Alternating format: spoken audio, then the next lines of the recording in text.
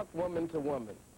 You have a baby while you're still in school, and there's almost no chance you're ever going to finish. And then where are you going to be?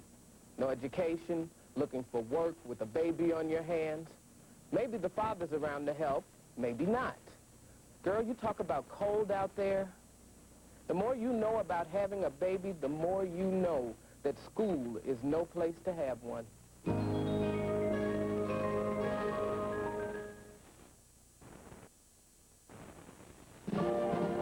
I'm Billy D. Williams with American Treasury. These days, as America tries to trim its national budget, we think of one president who saved taxpayers the cost of mowing the White House lawns. Who he was after this.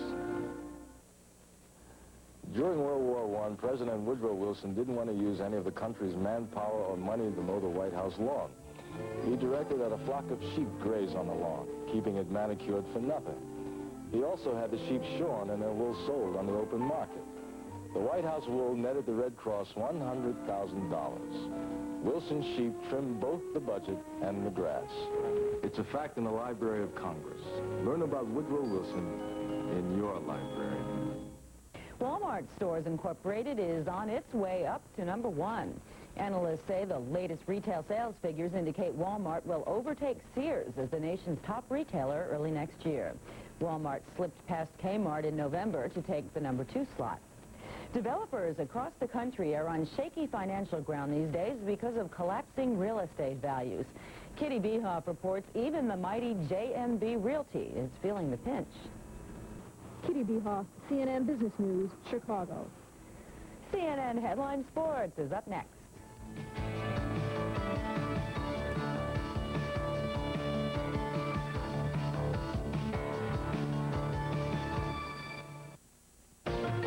This is CNN Headline News. Willis says he thinks about suing the tabloids about every day. It may come as some surprise then that Willis plays a ruthless, boozy tabloid reporter in the upcoming movie Bonfire of the Vanities. But when questioned about the role, Willis says that the character's personality, not his job, is the reason he agreed to do it. Well, cross-stitching can be as exciting as slam dunking. Just ask the Chicago Bulls' Michael Jordan. The basketball star says he learned his way around a sewing machine in home economics class. He put his fashion skills to the test, helping to choose fabric for his own line of evening wear. It's coming out in February. Holidays often bring families together, but Operation Desert Shield is making that impossible for many military families. Charles Jaco reports on one effort to ease the sense of separation. For most families, a trip to the mall at Christmas means a time to shop. To these men and women, it's a time to share their sense of loss. These are the families of some of the 500 people from Homestead Air Force Base who are serving in Operation Desert Shield. The Air Force Family Support Centers set up this breakfast as a way for the families to be with one another. Annie Sauner's mom is a nurse in Saudi Arabia. There are other people out there that have friends and family out there, too. It makes me feel better that we're not the only one. Christine Miglianico married Lieutenant Ken Miglianico only 2 hours before he shipped out. You know, everybody teases me about being married and not really being married because he's not here, but yeah, it's tough. It's a lot of times it's real tough, but you know, he'll get back.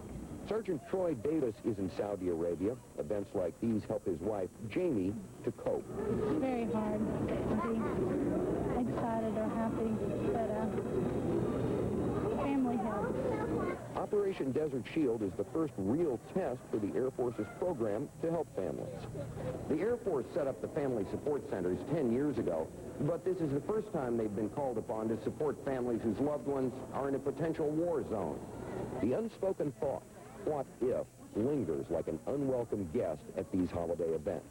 Everybody's concerned about a war over there, and if daddy's deployed and there's going to be a shooting war, that's always foremost on their mind. But I think not knowing how long it will be is really tough. Of course, if our situation gets even more serious than it is now, then that bonding and kinship will be even more important. So parents and kids maintain as best they can. The photos with Santa will be mailed to Saudi Arabia, a reminder of peace on earth, goodwill toward men, sent to a region that's short on both. Charles Jaco, CNN, Miami. And that's our report this half hour. Thanks for joining us. I'm Valerie Hawk. Around the world in 30 minutes, this is CNN Headline News.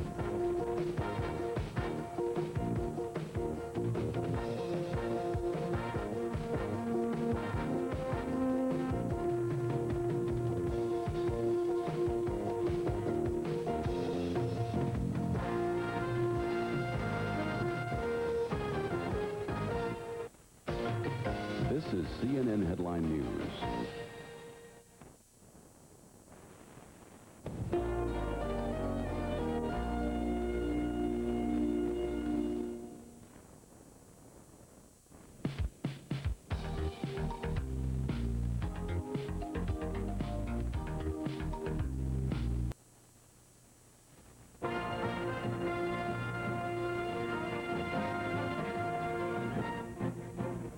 CNN Headline News. I'm Valerie Hawk, sitting in for Bob Lozier. Today was the beginning of the end of a 4-month ordeal for many hostages in Iraq and Kuwait. A plane carrying more than 300 Westerners, including 175 former American captives, touched down in Frankfurt, Germany just over an hour ago. The passengers will spend the night there before continuing home. Another plane load of captives left Baghdad for Rome today. The groups are the first to take advantage of Iraq's decision to free all hostages. More flights are scheduled for tomorrow and Tuesday. A Western doctor who worked in a Kuwaiti hospital until mid-November is describing the conditions he had to work in. He says babies are dying for lack of treatment because many hospital workers left after the Iraqi invasion. The doctor also says Iraqi soldiers are shooting Kuwaitis of all ages for almost no reason. But he says reports of Iraqi soldiers abusing patients in the hospitals are exaggerated. U.S. officials say Iraq is still playing games when it comes to setting the date for direct talks with the United States. Pam Olson has the latest. While President Bush attended Sunday morning church services, his Secretary of State was rejecting Iraq's proposal that he meet with Saddam Hussein on January 12th, only 3 days before the UN deadline. And we will not be a party to playing games that back us right up to that deadline. Baker said the late date would circumvent the UN resolutions and make it impossible for Iraq to withdraw its troops from Kuwait before the deadline. Iraq's ambassador to the UN suggested his country would compromise. If it's not suitable to the Secretary of State or to the United States, I believe it should be no problem to find a more suitable date. Instead of January 12th, Baker has said he'd go to Baghdad anytime between December 20th and January 3rd. The White House says it wants the Baker trip closer to the meeting President Bush had proposed for this week between himself and Iraq's Foreign Minister Tariq Aziz.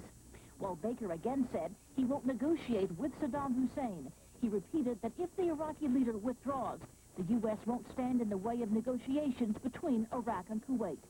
That's even if those negotiations were to include key prizes Saddam Hussein wants, the rich oil field that straddles the Iraq-Kuwait border, and 2 strategic islands that help guarantee Iraq's access to the Persian Gulf.